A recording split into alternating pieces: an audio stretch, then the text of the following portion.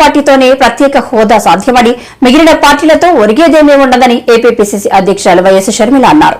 ప్రస్తుతం YCP, TDP, BJP మధ్య love track నడుస్తుందని ఎద్దేవా చేశారు. మరోసారి అవకాశం ఇస్తే విశాఖను పూర్తిగా అమ్మేస్తారన్నారు.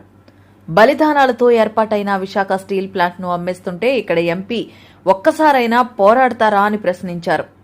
ప్రత్యేక హోదా రావాలన్నా, ప్రాజెక్టులు పూర్తి కావాలన్నా మళ్లీ కాంగ్రెస్ పార్టీయే అధికారంలోకి రావాలని షర్మిల స్పష్టం చేశారు. న్యాయయాత్ర పేరిట అక్కైపాలెం మహారాణి పార్లర్ కూడలిలో షర్మిల ఆదివారం నిర్వహించిన బహిరంగ సభలో ప్రచార రథంపై నుంచి మాట్లాడారు. ఇంతకు ముందు మీరు ఓట్లేసిన వారు ఇప్పటి వరకు ఏం చేశారో ఓసారి గుర్తు చేసుకోండంటూ ప్రజల్ని అడిగారు.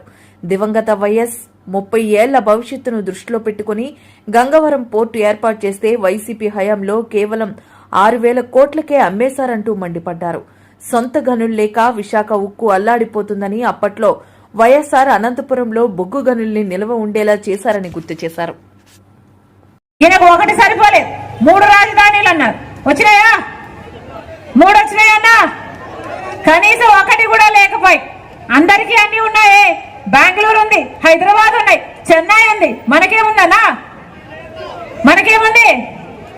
చేతిలో చెప్పు ఉంది, నెత్తి మీద కుచ్చు టోపీ ఉంది. ఒకసారి ఆలోచన చేయాల్సిన అవసరం ఉంది. ఓట్లు వచ్చే సమయం వచ్చింది, ఓట్లు వేసే సమయం వచ్చింది కాబట్టి ఆలోచన చేయండి అని అంటున్నాం. మీ బిడ్డల భవిష్యత్తు ముఖ్యం, మన ఆంధ్ర రాష్ట్ర భవిష్యత్తు ముఖ్యం. మళ్ళీ చెప్తున్నా, జగన్మోహన్ రెడ్డి గారు ముఖ్యమంత్రిగా 5 సంవత్సరాలు ఉండి నిన్న మేనిఫెస్టో రిలీజ్ చేశారు. అయ్యా జగన్మోహన్ రెడ్డి గారు, పోయిన మేనిఫెస్టోలో మీరిచ్చిన వాగ్దానాల కథ ఏమిటి అని అడుగుతున్నాం. రైతులకు 3,000 కోట్ల రూపాయలతో ధర స్థిరీకరణ నిధి కోసం ప్రతి సంవత్సరం పక్కన పెడతానన్నారు. ఏ సంవత్సరమూ పెట్టలేదు. రైతుల కోసం 4,000 కోట్లతో ప్రతి సంవత్సరము పంట నష్టపోతే పక్కన పెడతామన్నారు. ఏ సంవత్సరమూ పెట్టలేదు. పూర్తి మద్యపాన నిషేధం చేస్తాను, చేయకపోతే ఓట్లడగను అన్నాడు. ఏమైంది? మేనిఫెస్టోలో మీరు పెట్టిన మాటలన్నీ ఏమైనాయి? అవన్నీ తుంగలో తొక్కి గాలిలో కలిపేసి ఫ్యాన్ గాలికి మొత్తం అన్ని కొట్టుకోపోతే ఈ రోజు మళ్ళీ కొత్త మేనిఫెస్టో పెడుతున్నాడు జగన్మోహన్ రెడ్డి గారు. మీ పాత మేనిఫెస్టోకు విలువ లేకపోతే, మీరే మీ మాట నిలబెట్టుకోకపోతే మీ కొత్త మేనిఫెస్టోకి ఎక్కడ విలువ ఉంది? మీకు ఎక్కడ క్రెడిబిలిటీ ఉంది? విలువలు, విశ్వసనీయత అని పెద్ద పెద్ద మాటలు మాట్లాడతారే. మరి వీళ్ళకా ఓట్లు వేయాల్సింది? వీళ్ళ రాజశేఖర రెడ్డి గారి ఆశయాలను నిలబెట్టేది? ఆలోచన చేయండి. రాజశేఖర రెడ్డి గారి జలయజ్ఞంలో 54 ప్రాజెక్టులు చేపడితే దాంట్లో 12 ప్రాజెక్టులు రాజశేఖర రెడ్డి గారు పూర్తి చేస్తే 42 ప్రాజెక్టులు నవరత్నాలలో జగన్మోహన్ రెడ్డి గారు మేనిఫెస్టోలో చేర్చారు 5 సంవత్సరాల క్రితం. ఎన్ని ప్రాజెక్టులు చేశాడు? సగమైనా చేశాడా? 10 అయినా చేశాడా? 5 అయినా చేశాడా? 42 ప్రాజెక్టులు చేయాల్సి ఉంటే ఏది చేయలేదు జగన్మోహన్ రెడ్డి గారు. మరి వీళ్ళ మేనిఫెస్టో మళ్ళీ నమ్మాలా? వీళ్ళకు ఓట్లు వేయాలా వద్దా? ఒకసారి ఆలోచన చేయండి. టీడీపీ పార్టీ అయినా, జగన్మోహన్ రెడ్డి గారి పార్టీ అయినా ఇద్దరు బీజేపీ పార్టీకి తొత్తులుగా మారారు. ఇద్దరు బీజేపీ పార్టీకి గులాంగిరి చేస్తున్నారు. ఎందుకంటే బీజేపీ పార్టీ అధికారంలో ఉంది కాబట్టి, అధికారం వల్ల వీళ్లకు స్వప్రయోజనాలు ఉన్నాయి కాబట్టి ఇద్దరికి బీజేపీ పార్టీయే కావాలట. మన రాష్ట్రంలో ఇక్కడ ఒక ట్రయాంగిల్ లవ్ స్టోరీ నడుస్తుంది. అర్థమవుతుందన్నా? ఎక్కడ చూసినా ల్యాండ్ మాఫియా, శాండ్ మాఫియా, ఇవేవి సరిపోవన్నట్టు ఇప్పుడు లిక్కర్ మాఫియా, సర్కారే లిక్కర్ అమ్ముతుంది. ఇదేది సరిపోదన్నట్టు డ్రగ్స్ కంటైనర్లలో వస్తున్నాయి మన రాష్ట్రానికి. గాంజా ఎక్కడ చూసినా అవైలబుల్ గా ఉంది. ఏం చెప్పాలి? ఎక్కడికి వెళ్తున్నాం? అభివృద్ధిలోనా మనం ముందుకు వెళ్తున్నాం? మధ్యాంధ్రప్రదేశ్ అవుతుంది మన ఆంధ్రప్రదేశ్. ఆఖరికి ఉద్యోగాలు లేక మన బిడ్డలు వలసలు పోతే అసలు యువతే లేని ఆంధ్రప్రదేశ్ అవుతుంది. ఇదేనా మనకు కావాల్సింది? ఒక్కసారి ఆలోచన చేయండి. కాంగ్రెస్ పార్టీ, రాహుల్ గాంధీ గారు మాటిచ్చారు, 10 సంవత్సరాల ప్రత్యేక హోదా ఇస్తుంది కాంగ్రెస్ పార్టీ. మీరు ఆశీర్వదించండి. ఆ మాటను పట్టుకొని వచ్చింది రాజశేఖర రెడ్డి బిడ్డ. మీరు ఆశీర్వదించండి. కాంగ్రెస్ పార్టీ అధికారంలోకి వచ్చినాక రైతులకి 2 లక్షల వరకు రుణమాఫీ చేస్తుంది కాంగ్రెస్ పార్టీ. కాంగ్రెస్ పార్టీ అధికారంలోకి వస్తే ప్రతి పేద ఇంటి మహిళకు మాటిస్తున్నాం, ఇల్లు గడవడం ఎంత కష్టమైపోయిన ఈ రోజుల్లో ప్రతి నెల 8,333 రూపాయలు, అంటే సంవత్సరానికి 1,00,000 రూపాయలు, 5 సంవత్సరానికి 5 లక్షల రూపాయలు ప్రతి పేద కుటుంబానికి ఇస్తుంది కాంగ్రెస్ పార్టీ.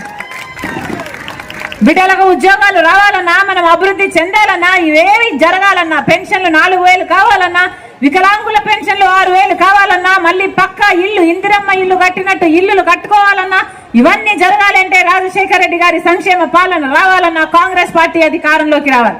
మీరు ఆశీర్వదించండి, కాంగ్రెస్ పార్టీని దీవించండి. హస్తం గుర్తు మీద, కమ్యూనిస్టుల గుర్తు మీద మీరు ఓట్లేసి ఇండియా కూటమిని గెలిపించండి, మళ్ళీ ప్రత్యేక హోదా వస్తుంది అని కాంగ్రెస్ పార్టీ మాటిస్తుంది. పోలవరం ప్రాజెక్టు, రాజధాని ఇవన్నీ సాధ్యం చేసుకోవాలి అంటే మీ ఓటు చాలా ముఖ్యం.